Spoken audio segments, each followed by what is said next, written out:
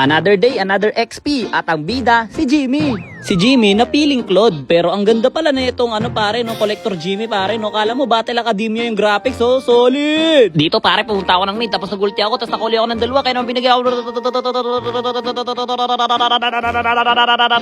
Sabay, alis na parang nothing happen. Ito ang pinakamalupit na Jimmy Estes, kasi wala yung Estes pare, nasa likod. Uy, base pala to. Hello my friend, huli, dalawa, pak, ulti, higop, isa.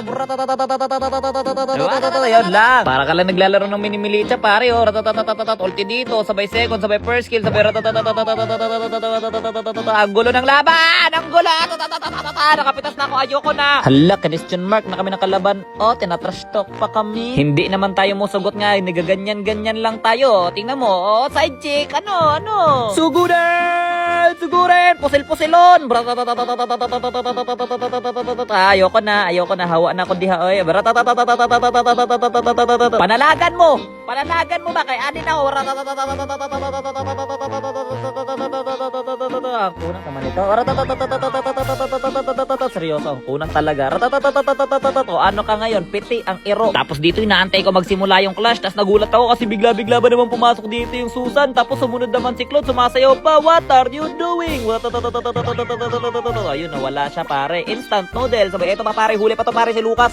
Huli na dito, palawa pa. Joke lang. At ito naman yung part ng laban kung saan maglulord sana kami. Kaso nga lang, nakasalubong naman namin si Naruto. Si Naruto na nalalaban at medyo masakit-sakit. Tas napakakunat. Grabe, wina 1v4 niya kaming lapat. Nakapatay pa talaga siya ng isa bago namin siya mapatay. Pero dahil nga patay siya, nakapag-lord kami. Or yun ang akala namin. Nakapag-lord nga kami. Tara na! Tuloy-tuloy na to, pare!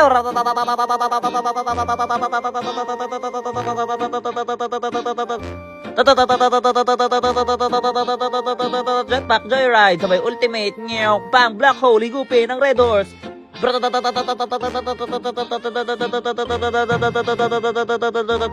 Ayoko na, pagod na ako. Winner!